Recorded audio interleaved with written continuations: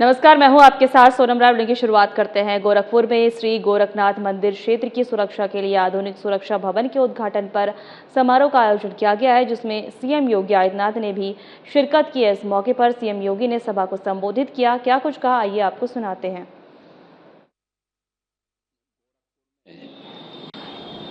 सुरक्षा भवन के आज के इस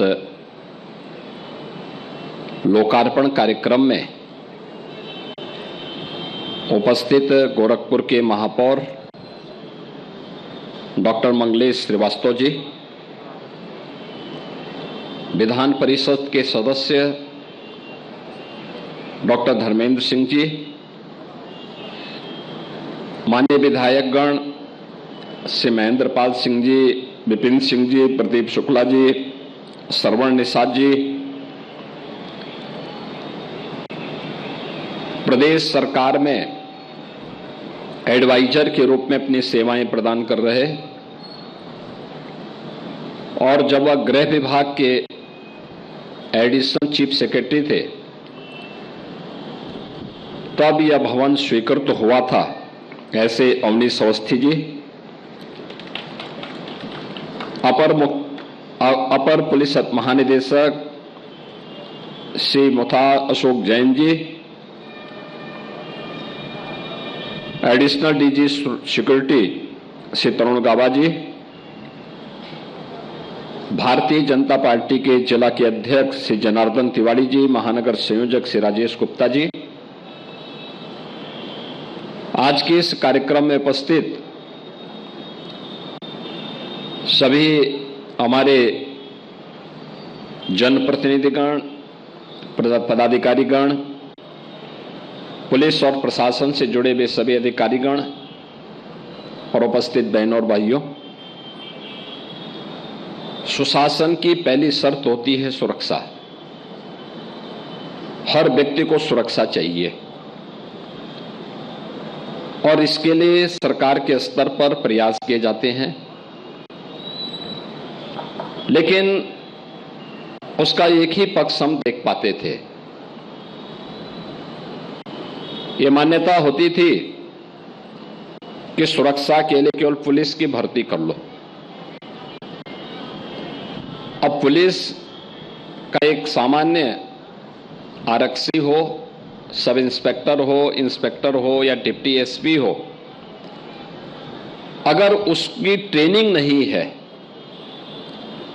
तो वह भी तो एक कॉमन मैन है। हम और आपके ही बीच में से तो वह निकला है। तो सबसे पहले भर्ती की प्रक्रिया के बाद उसकी ट्रेनिंग हो। ट्रेनिंग के बाद जब वह अपनी फील्ड की ड्यूटी करे या मुख्यालय की ड्यूटी भी करे या अलग अलग जो पुलिस विभाग से जुड़े हुए उसके अलग अलग अंग हैं, उन सभी में से किसी एक में कार्य करे, तो उस दौरान उसकी अवस्थापना सुविधाएं भी उस प्रकार की हों, इस पे ध्यान नहीं दिया जाता था। परिणाम क्या होता था?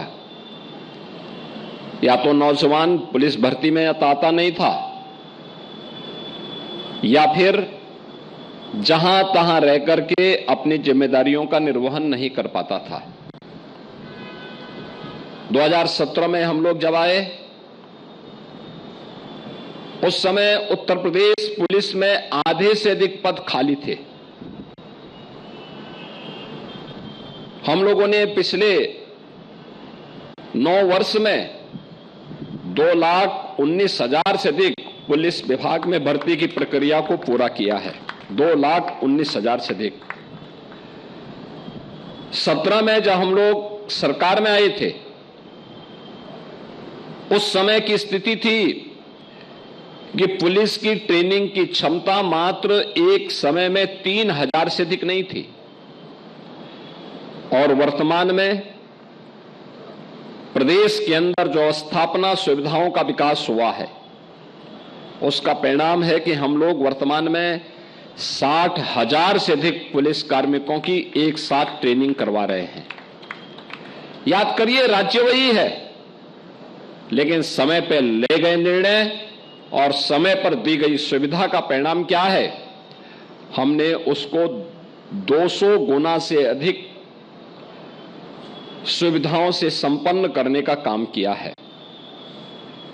पहले थाना हो, चौकी हो, पुलिस लाइन हो, पीएससी की बहानी हो, कहीं पे भी पुलिस के कार्मिकों के लिए, पुलिस के अधिकारियों के लिए आवासीय सुविधा नहीं होती थी, अच्छे बैरक नहीं होते थे। परिणाम क्या होता था? या तो किराए पे रहता था या जैसे तैसे वह अपना जीवन व्यतीत करता था। और यहीं से प्रारंभ होता था। बहुत बार शिकायत आती थी कि फलाने पुलिस वाले ने मेरे घर को कब्जा कर लिया। वो कब्जा नहीं करता था, अब उसके बच्चे की परीक्षा है, मकान मालिक उससे मकान खाली कराने के लिए जबरदस्ती कह रहा है, तो अभी झल्ला के कहता था नहीं खाली करूंगा। तो शिकायत लेकर के पहुंचता था, पुलिस वाले ने मेरे मकान को कब्जा कर लिया। एक सामान्य शिकायत होती थी, आज ये सारी शिकायतें समाप्त। हर पुलिस लाइन में हम लोगों ने 200 पुलिस कार्मिकों के लिए आवासीय सुविधा दी है, बैरक बनाए हैं, महिला पुलिस कार्मिकों के लिए अलग, पुलिस के और पुरुषों के लिए अलग। थाने का मॉडल कैसे होना चाहिए, गोरखनाथ थाने को आप देख सकते हैं, इतना भव्य भवन हम लोगों ने यहां पर बनाया है। ये थाने का मॉडल है। आधुनिक थाना इस प्रकार से बनेंगे। फायर टेंडर के लिए जो बिल्डिंग बनती है, उसकी बिल्डिंग कैसे बननी चाहिए, आज आप जाके देखिए, तेजी के साथ उसका विकास हुआ। हर थाने में पुलिस कार्मिकों के लिए भी बैरक बनाए गए, महिला कांस्टेबल के लिए अलग, पुरुषों के लिए अलग, महिला पुलिस अधिकारियों के अलग, पुरुषों के लिए अलग। और परिणाम है कि जब अवस्थापना सुविधाओं का विकास हुआ, तो अवस्थापना सुविधाओं के विकास के साथ ही उनके कार्य की गति भी बढ़ी। और यही कार्य की गति जो सुरक्षा पे ध्यान देकर के समय पे भर्ती, समय पे ट्रेनिंग, समय पर सुविधा उपलब्ध करवाई गई, परिणाम है सुरक्षा का बेहतर माहौल बना। और उस सुरक्षा के बेहतर माहौल ने ही प्रदेश के अंदर सुशासन का एक मॉडल खड़ा किया है। और उसी सुशासन का मॉडल आज प्रदेश बनता हुआ दिखाई दे रहा है। प्रधानमंत्री जी हमेशा इस बारे में लोगों को कहते हैं कि भाई आप जिससे अपेक्षा रखते हैं वहां पर उस प्रकार की सुविधा दीजिए। आज जमीन नहीं है, आप हाई राइज बिल्डिंग बना लीजिए। थाना, पहले थाना का भवन बनता था, लेकिन उसमें बैरक नहीं बनते थे, अन्य सुविधाएं नहीं उपलब्ध हो पाती थी।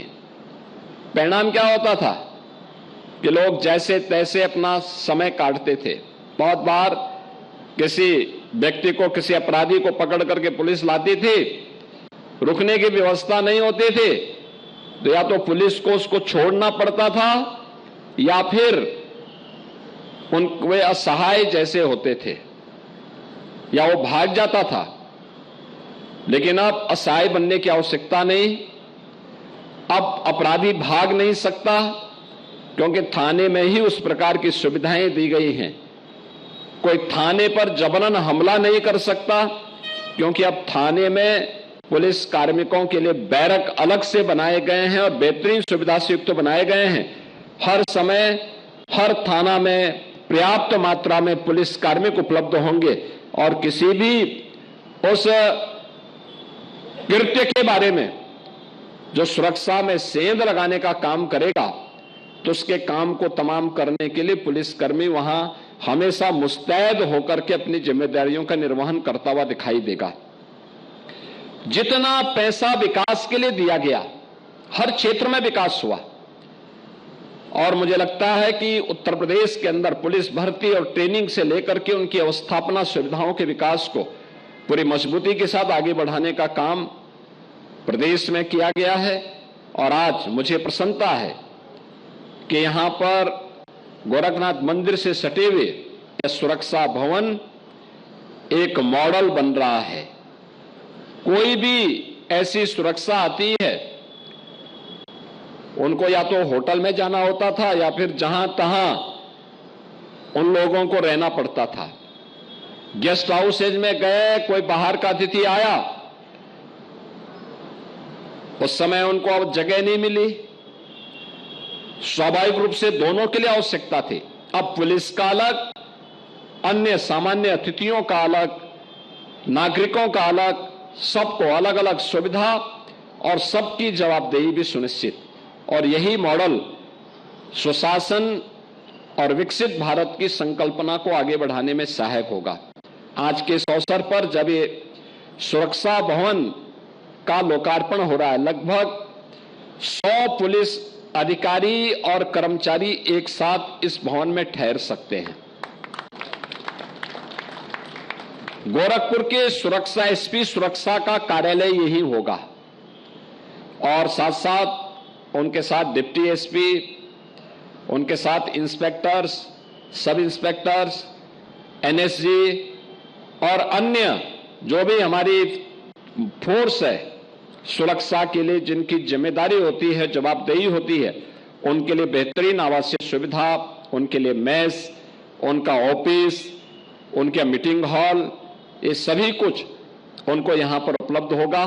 आज के इस अवसर पर मैं उत्तर प्रदेश पुलिस को एक नई सुविधा प्राप्त हुई है, सुरक्षा मुख्यालय को और उनसे जुड़े हुए उन सभी कार्मिकों को जिनको यहां पे रहने का अवसर प्राप्त होगा, मैं इस अवसर पर एक बार फिर से उन्हें बधाई देता हूं।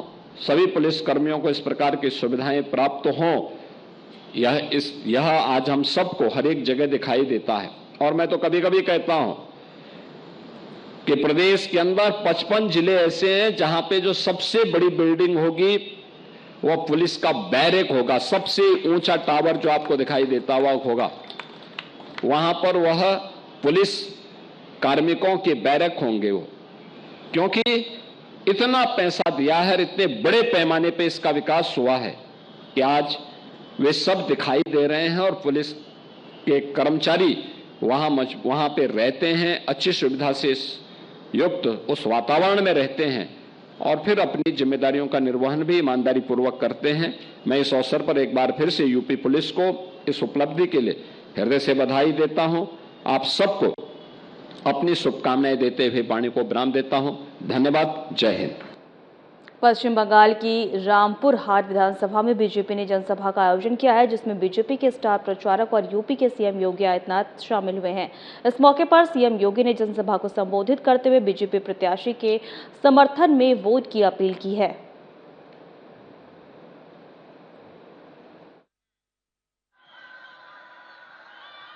भारत की परम आध्यात्मिक साधना की पीठ मां तारा के इस पावन धरा को और यहां पर स्थित उन पंच तीर्थों को जो भारत की शक्ति के अधिष्ठात्री देवी के रूप में पूजी जाती है, उन सभी 5 शक्तिपीठों जो जिनकी शक्ति साधना ने वीर भूमि को वीर भूमि बनाया है, ऐसे शक्तिपीठों से आच्छादित वीर भूमि की पावन धरा को कोटि कोटि नमन करते हुए आप सभी बीजेपी के पदाधिकारी और कार्यकर्ताओं का, यहां के उत्साही नौजवानों का मैं हृदय से अभिनंदन करता हूं, स्वागत करता हूं। आज की इस चुनावी सभा में उपस्थित भारतीय जनता पार्टी वीर भूमि के अध्यक्ष श्री उदय शंकर बनर्जी जी, जिला महामंत्री श्री शांतनु मंडल जी, श्रीमती रीता पाल जी, श्री श्याम सुंदर गोड़ाई जी, जिला प्रभारी श्री संदीप नंदी जी, जिला उपाध्यक्ष रतन स्वरूप रतन सिन्हा जी, श्रीमती सुखमनी हेमब्रह्म जी, विधानसभा प्रभारी अतुल चटर्जी जी, विभाग संयोजक सुनील गुप्ता जी, सुरजीत सरकार जी, मंच का संचालन कर रही श्रीमती श्रावस्ती बनर्जी जी, हमारे 5 मंडल अध्यक्ष श्री बजारी मंडल जी, अर्पण नाग जी, श्यामचंद महतो जी, श्रीमती उषा पाल जी, श्री दिलीप मंडल जी, ओबी महिला मोर्चा के अध्यक्ष श्रीमती रश्मि डे जी, विधानसभा संयोजक श्री सुब्रांशु चौधरी जी, ओबीसी मोर्चा के अध्यक्ष अमृतलाल घोष जी, किसान मोर्चा के अध्यक्ष अष्टम मंडल जी, एसटी मोर्चा के अध्यक्ष सुनील मुर्मू जी, रामपुर हाट से बीजेपी के लोकप्रिय प्रत्याशी श्री ध्रुव साहा जी, हासन विधानसभा क्षेत्र से श्री निखिल बनर्जी जी, और आज के इस चुनावी सभा में उपस्थित इस दोनों विधानसभा क्षेत्र से जुड़े हुए मेरे सभी उपस्थित उत्साही बहनों और भाइयों, बंगाल की भूमि प्राचीन काल से ही पूरे भारत के लिए प्रेरणा भूमि रही है, और आज ये मेरा सौभाग्य है जिस वीर भूमि के वीरों ने, वीरांगनाओं ने भारत की रक्षा के लिए अपने आप को बलिदान किया, उस पावन वीर भूमि की धरा को आज मुझे नमन करने और आप सबसे संवाद करने का सौभाग्य प्राप्त हो रहा है। बहनों और भाइयों, हम सब इस बात को जानते हैं कि वीर भूमि वही भूमि है जिस भूमि के वीर सपूत श्री राजेश ओरांग, जिन्होंने देश की रक्षा करने के लिए अपने आप को समर्पित किया, उस वीर भूमि को कौन भारतीय नमन न करता हो। और इतिहास उठा करके देखिए, ये भूमि है अध्यात्म के उच्च कोटि के साधक हों या फिर इस भूमि ने रामकृष्ण परमहंस बंगाल की भूमि ने दिए, बंगाल की भूमि ने स्वामी प्रणवानंद जैसा सन्यासी दिया, और बंगाल की भूमि ने स्वामी विवेकानंद जैसा सन्यासी देकर के पूरी दुनिया के अंदर शंखनाद किया था कि गर्व से कहो हम हिंदू हैं। बहनों और भाइयों, ये बंगाल की भूमि है जहां पर खुदीराम बोस देश की आजादी के लिए हंसते हंसते फांसी के फंदे को चूमते हैं।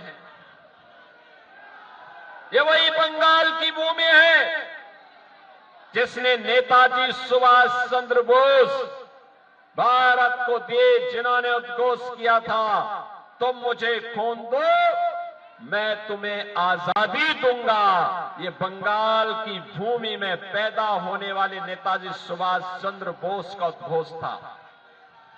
बहनों और भाइयों, यही बंगाल की भूमि है जिस बंगाल की भूमि में डॉक्टर श्यामा प्रसाद मुखर्जी पैदा होकर के भारत की अखंडता के लिए उन्होंने अपना बलिदान दिया और हर भाजपा का कार्यकर्ता एक ही उद्घोष करता था, जहां हुए बलिदान मुखर्जी वह कश्मीर हमारा है। ये भाजपा का कार्यकर्ता नारा लगाता था। और आज आपको बताते हुए प्रसन्नता है, कश्मीर में धारा 370 प्रधानमंत्री मोदी जी के नेतृत्व में आज समाप्त हो चुकी है।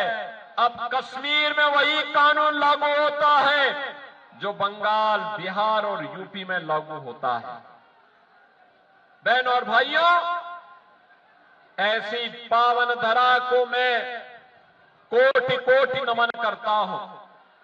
ये मेरा सौभाग्य है कि परम आध्यात्मिक और शक्ति पीठों से जुड़े हुए इस वीर भूमि को आप सबके माध्यम से प्रणाम करने का सौभाग्य मुझे प्राप्त हो रहा है। बहनों और भाइयों, बंगाल भारत का गौरव है। बंगाल ने भारत को दिशा दी है। बंगाल के अंदर वहां का किसान, यहां का नौजवान, यहां की बहनें अपने परिश्रम से बंगाल को कभी भारत का ग्रोथ इंजन बनाई थी। जो बंगाल कभी भारत के शिक्षा का केंद्र था, कल कारखानों का केंद्र था, भारत की इकोनॉमी का जो लीडर कहा जाता था, वह बंगाल आज माफिया की चपेट में है। वह Bengal sand mafia, coal mafia, land mafia, cattle mafia और सत्ता के संरक्षण में पल रहे उन माफियाओं के चंगुल में है। और इसीलिए तो जब टीएमसी की बात आती है तो बहनों और भाइयों, ये TMC terror, mafia and corruption का पर्याय है। टी का मतलब टेरर, एम का मतलब माफिया राज और सी का मतलब करप्शन का पर्याय बनकर के रह गई है। याद करिए, मोदी जी बंगाल के विकास के लिए यहां के गरीबों, दलितों, वंचितों, जनजातीय समुदाय के लिए जो धनराशि भेजते हैं, वह पैसा टीएमसी के गुंडे चट कर जाते हैं, खा जाते हैं। और इसीलिए बहनों और भाइयों, मैं आपसे कहने के लिए आया हूं, 2017 के पहले इसी प्रकार की बुरी स्थिति उत्तर प्रदेश में भी थी। वहां विकास ठप था, अपराध चरम पर था, हर दूसरे तीसरे दिन दंगे होते थे, गरीबों को, दलितों को, वंचितों को कुछ नहीं मिलता था। राम मंदिर आंदोलन के नाम पर हिंदुओं को प्रताड़ित किया जाता था। वहां पर अराजकता चरम पर थी। और जैसे ही बीजेपी की डबल इंजन सरकार यूपी में आई, आज यूपी का नक्शा बदल गया है। आज यूपी बदल गया है। बहनों और भाइयों, आज यूपी बदल गया है।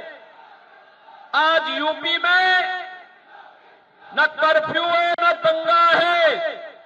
आज यूपी में सब चंगा है। यूपी में कोई कर्फ्यू नहीं, कोई दंगा नहीं, और यूपी ऐसा राज्य है जहां सड़कों पर नमाज भी नहीं पढ़ी जाती है।